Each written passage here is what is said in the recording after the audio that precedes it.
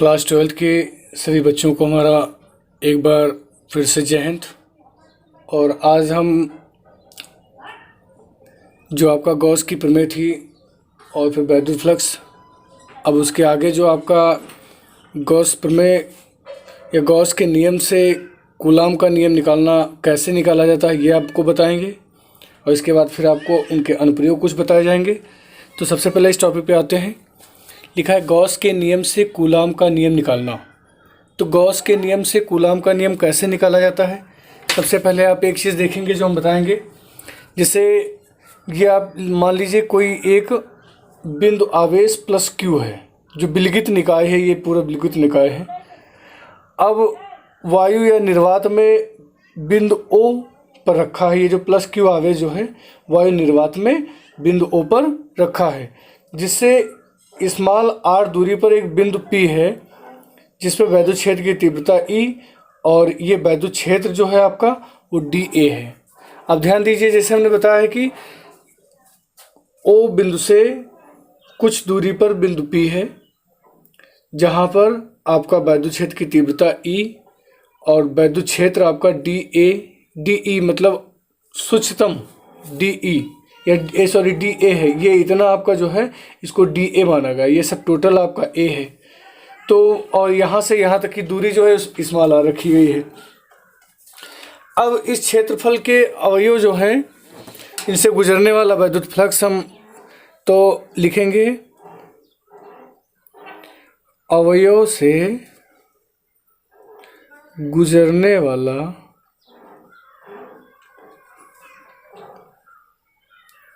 वैद्युत फ्लक्स।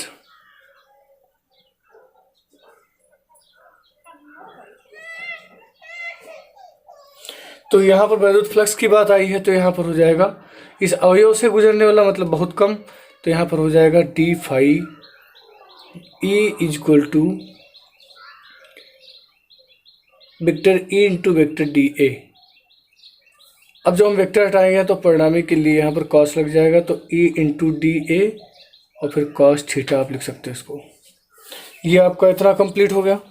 अब ये जो है आपका एक गॉसियन पृष्ठ के रूप में माना गया है, और लंबवत होने से आपका यहाँ पर जो है थीटा बराबर 0 अंश आ जाएगा।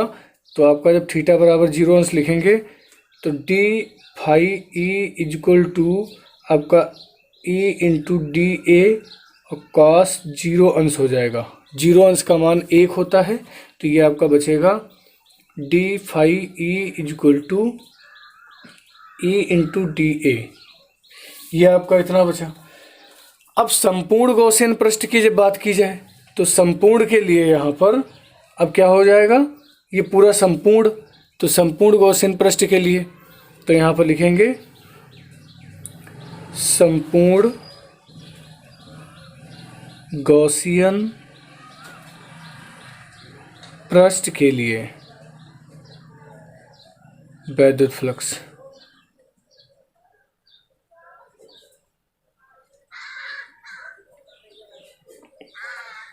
बहुत आसानी से समझते रहिएगा। जहाँ पर कोई प्रॉब्लम है तो कमेंट बॉक्स में ज़रूर लिखिएगा। टी हो जाएगा आपका। जब संपूर्ण की बात आई है तो फाई ई इजक्वल टू हो जाता है इंटीग्रेशन। संपूर्ण के लिए इंटीग्रेशन शब्द लगता है, इसको समाकलन भी बोला जाता है, डी फाई ई। अब जो डी फाई ई मैंने यहाँ से निकाला है ई इंटू डी ए, तो यहाँ पर ई इंटू डी ए लिखा जाएगा। मतलब यहाँ पर हम लिख देंगे integration E into D A. अब ई के संग तो तुम्हारा लगेगा नहीं, क्योंकि जो सूक्ष्मतम होता है उसी के संग हमेशा ध्यान रखना इंटीग्रेशन शब्द आता है। तो इंटीग्रेशन अब ई तो है आपका कंप्लीट, ये आपका है सूक्ष्मतम, मतलब यहाँ पर डी लगा है, तो ये इंटीग्रेशन शब्द इनके संग आ जाएगा। तो इसको आप चाहो तो यहाँ पर ही लिख सकते हो, ई बाहर कर लेंगे और इंटीग्रेशन डी ए हो जाएगा। अब ये गोला है, तो गोले की बात आई तो 4 पाई आर स्क्वायर लग जाता है। ये संपूर्ण पृष्ठ हो जाएगा। तो संपूर्ण पृष्ठ के लिए गोले का फार्मूला जो होता है संपूर्ण के लिए वो आपका लगता है 4 पाई आर स्क्वायर। तो यहाँ पर हम क्या लिखेंगे, 4 पाई आर स्क्वायर लिख देंगे उसकी जगह पर। तो आप देखेंगे आगे, या थोड़ा आगे और बढ़ा लिया जाए, चलो यहाँ पर लिख लेते फिर आगे बढ़ाते हैं। तो ये हो जाएगा आपका फाई ई बराबर ई और ये संपूर्ण है, तो संपूर्ण के लिए आपका यहाँ पर हम साइड में लिखे लेते हैं, इंटीग्रेशन dA बराबर होता है 4πr²। तो इसकी जगह पर जब ये मैंने 4πr² लिख दिया तो इसकी जगह 4πr² लिखते हैं। तो यहाँ पर हम इतने पूरे शब्द की जगह पर 4πr² लिख देंगे तो 4πr² हो जाएगा। अब यहाँ पर एक और देखिए ट्विस्ट आपका नया हो गया, ये जो है ये हो गया गॉस की प्रमेय से। तो यहाँ पर गॉस के प्रमेय के अनुसार, तो गॉस की प्रमेय के अनुसार जब उनकी बात करेंगे तो फाई ई बराबर आपका हो जाता है Q/ε0। ध्यान रखिएगा, तो Q/ε0 आ जाता है। तो यहाँ पर जो आपका लिखा है तो इसकी जगह पर हम Q/ε0 लिख देंगे। तो देखिए आपका लिखा जाएगा, तो Q/ε0 लिख दिया मैंने, और यहाँ पर E × 4πr² हो गया आपका। अब ये जो आपका E है यहीं पे रहेगा, इसको इधर हम भेज देते हैं, तो आपका ये हो जाएगा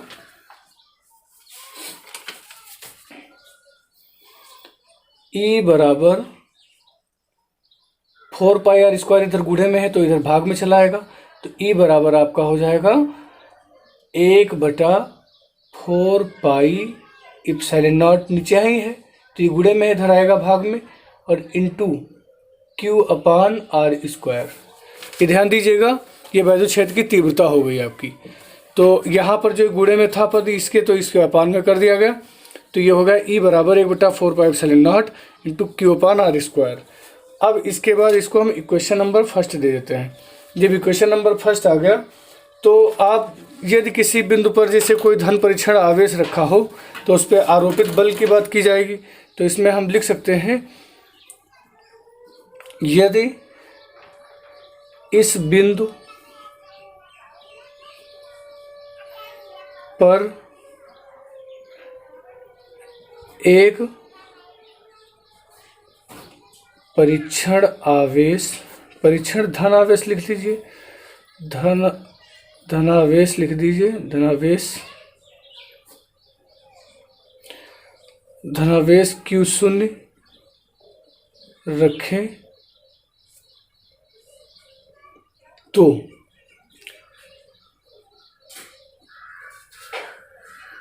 इस पर लगने वाला बल को तो आप लोग जानते ही हो, ये से प्रदर्शित करते हैं। तो यहाँ पर आपका यह बराबर आ जाएगा Q0 इंटू E। अब E की वैल्यू हम यहाँ से पुट कर लेंगे, तो लिखेंगे इन इक्वेशन फर्स्ट। तो इक्वेशन फर्स्ट से तो ये बराबर आपका आ जाएगा। अब E की वैल्यू तो ऑलरेडी यहाँ से जान ही लगे हो आप लोग, 1/4πε0 Q/r²। तो E की जगह पर हम यहाँ पर E की जगह पर ये उसका वैल्यू पुट कर देंगे। तो लिखेंगे 1/4πε0 और ये आपका Q0, तो Q0 इंटू Q एक ही है ऊपर और नीचे r²। ये आपका जो है कूलाम का नियम होगा, इसको न्यूटन मीटर स्क्वायर बटे कूलाम स्क्वायर। ये आपका गॉस की प्रमेय से आपका निगमन होगा। यही जो है कूलाम का नियम है जो गॉस की प्रमेय से व्युत्पन्न किया गया है। और इस प्रकार जैसे है तो ये जो है दो भौतिक नियम नहीं है बल्कि एक ही नियम है जो विभिन्न रूपों में आपको दिखाया गया है। ध्यान दीजिएगा। अब आगे आपका जो है गॉस की प्रमेय के अनुप्रयोग है, आपके एप्लीकेशन ऑफ गॉस थ्योरम, जिसमें आपका पहला अनुप्रयोग आज बताएंगे। अनंत लंबाई की एक समान आवेशित सीधे तार का वैद्युत क्षेत्र, electric field due to an identically long straight changed wire. अब देखिए यहाँ पर जो है सीधे तार की बात आई है, तो इसमें आप समझने की कोशिश करिएगा। मैंने डायग्राम बनाया है इधर, तो डायग्राम में देखेंगे आप, देखिए मैंने लिखा है एक अनंत लंबा पतला तार ले, तो ये अनंत लंबा पतला तार हो गया। फिर लिखा है जिस पर एक समान रेखीय आवेश घनत्व लेमडा है। ये पूरा जो है इस तार पे लेमडा रेखीय आवेश घनत्व को आपको हमने बताया था, जब फर्स्ट चैप्टर पढ़ाया है उसमें लिखा है रेखीय आवेश घनत्व लेमडा बराबर, देखिए मैंने यहाँ पर लिख भी दिया है कि आप यहाँ पर लेमडा बराबर Q/L होता है। तो Q/L होने के नाते इसका जो L है तो अपॉन में इसको इधर भेज देंगे, तो ये हो जाएगा Q बराबर लेमडा L, जहाँ रेखीय आवेश घनत्व है जो लेमडा है आपका वो रेखीय आवेश घनत्व है। तो इस पे देखेंगे फिर स्मॉल r दूरी पर किसी बिंदु पर वैद्युत क्षेत्र की तीव्रता ज्ञात करनी है। तो स्मॉल r दूरी पर जिसकी त्रिज्या जो है स्मॉल r है और हमको तीव्रता ज्ञात करनी है। तो इसमें आप देखते हैं आगे चल के, ये आपकी स्मॉल r दूरी यहाँ पर हो जाएगी जो मैंने नहीं लिखी है। तो यहाँ पर हमको वैद्युत क्षेत्र की तीव्रता की गणना करनी है। देखिए ये एक आपका इस 3 पोजीशन में है, आपका ये S1 है पहला सरफेस एरिया, तो इसको ये 90 एंगल पर लंबवत है। ये आपका दूसरा है S2 जो भी 90 एंगल पर कंप्लीट है, और ये आपका तीसरा जो पैरेलल है इसके बिल्कुल समांतर में 0 अंश के रूप में आ जाएगा, या 90 अंश के रूप में, या 90 अंश के रूप में। तो ये जो है आपका S3 है, ये S2 है, ये S1 है। आपको इसमें ध्यान देना है, सब जो है स्मॉल r दूरी पर रखे हुए हैं। तो स्टार्टिंग करते हैं इसमें। तो सबसे पहले एक चीज़ और ध्यान दीजिए कि इसमें 3 पृष्ठ हैं जो हमने बताया भी कि ऊपरी वृत्ताकार पृष्ठ S1 और निचला वृत्ताकार पृष्ठ S2, और जो बीच वाला है इसको बेलनाकार बोलेंगे, बेलनाकार पृष्ठ S3। अब बेलन का आपको ध्यान रखना पड़ेगा, बेलन का वक्र पृष्ठ का क्षेत्रफल का फार्मूला होता है 2πrl। तो यहाँ पर आप ध्यान देंगे कि इसका जो फार्मूला है। अब स्टार्टिंग करते हैं हम इसके मतलब आगे जो जैसे कंप्लीट करना है, तो ध्यान देंगे इसको आप। तो सबसे पहले अभी हमने जो डायग्राम बताया है तो डायग्राम को समझते रहेंगे। तो डायग्राम में जो हमने कंप्लीट कराया अभी, इसको साइड में लगा लेते हैं और आपको अच्छी तरह से मतलब समझ में आएगा। तो इसमें आपके 3 पोजीशन बन रही हैं, S1, S2 और S3। इन 3 पोजीशन से आपके गॉस के नियम से 3 पृष्ठों का कुल निर्गत फ्लक्स की बात करेंगे। तो यहाँ पर आपका हो जाएगा, लिखेंगे गॉस के नियम से तीनों पृष्ठों से कुल निर्गत फ्लक्स। जब निर्गत फ्लक्स की बात की जाएगी यहाँ पर, तो जब कुल की बात आई है तो यहाँ पर हो जाएगा फाई ई। तो फाई ई बराबर हो जाएगा आपका, ये हो गया संपूर्ण के लिए, और Q/ε0। और फिर ये आपका इसके भी बराबर होता है integration S A into dA। अब इसके बाद इसकी वैल्यू पुट कर लेंगे। तो देखना है ये जो हमने रखा है फाई ई, तो फाई ई बराबर होता है आपका Q/ε0। अभी देखिए मैंने यहाँ पर भी कहा है Q बराबर आप लेमडा L रख सकते हो। तो इसकी जगह पर इसको इक्वेशन नंबर हम फर्स्ट कर देंगे, और इसकी जगह पर जो है आपका लेमडा L, Q की जगह पर लेमडा L रख लिया जाएगा। तो आगे जो इक्वेशन सेकंड है, तो इसमें संपूर्ण के लिए जो सिंबल लगता है तो संपूर्ण बीजगणितीय योग के संपूर्ण के लिए होता है। तो अलग अलग तीनों पोजीशन में रखूँगा। तो इसमें सबसे पहले आपका आएगा S1 इंटीग्रेशन S1, और जब वेक्टर हटाएंगे तो यहाँ पर लग जाएगा इंटू dA और कॉस। पहले S1 के लिए, तो S1 में मैंने देखिए क्या लिखा है, S1 बराबर 90 अंश है कॉस थीटा की जगह पर, तो यहाँ पर कॉस 90 अंश हो जाएगा। फिर प्लस सेकंड के लिए S2 के लिए, तो S2 में भी हो जाएगा E इंटू dA कॉस। अब ये सेकंड के लिए मैंने क्या किया है, इसमें भी आपका लंबवत है तो यहाँ 90 अंश है, तो यहाँ पर भी 90 अंश लिख देंगे। फिर प्लस, फिर थर्ड के लिए S3 हो जाएगा। S3 जो है आपका इसके पैरेलल है बिल्कुल, तो पैरेलल होने के नाते ये आपका 0 अंश में चला जाएगा। तो इसको आप लिखेंगे E इंटू dA और कॉस 0 अंश, और बराबर आपका कितना है Q अपान एप्सिलॉन नॉट, और Q की जगह पर मैंने क्या बताया है, Q बराबर सिग्मा L है, तो Q की जगह पर सिग्मा L लिख लेंगे। तो sigma L upon epsilon not है तो एप्सिलॉन नॉट लिख देंगे। अब देखिए इसके आगे, तो ये 90 अंश का मान शून्य होता है तो ये पूरा शून्य हो गया, इसमें भी 90 अंश का मान है तो ये भी पूरा शून्य हो गया, और ये शून्य का मान जो होता है कॉस शून्य का मान 1 होता है, तो आपका इंटीग्रेशन ई इंटू डी ए बचेगा। तो यहाँ पर हम लिख देंगे 0 और प्लस 0 और फिर प्लस, ये दोनों शून्य हो गए क्योंकि 90 अंश लंबवत में है। ये आपका इंटीग्रेशन, तो यहाँ पर इंटीग्रेशन S3 और ई इंटू डी ए बचेगा, और उधर क्या है आपका है sigma L upon epsilon not. अब वही बात फिर आ गई, ई जो है आपका हट जाएगा, इंटीग्रेशन उसी संज्ञा के संग लगता है जिसके संग आपका हमेशा ध्यान रखिए कि जिसके संग ये बेचारा ये छोटा पाया जाता है। तो छोटा जो है आपका, हमने यहाँ पर क्षेत्रफल जो है काफ़ी छोटा लिया इसलिए यहाँ पर डी लगा हुआ है।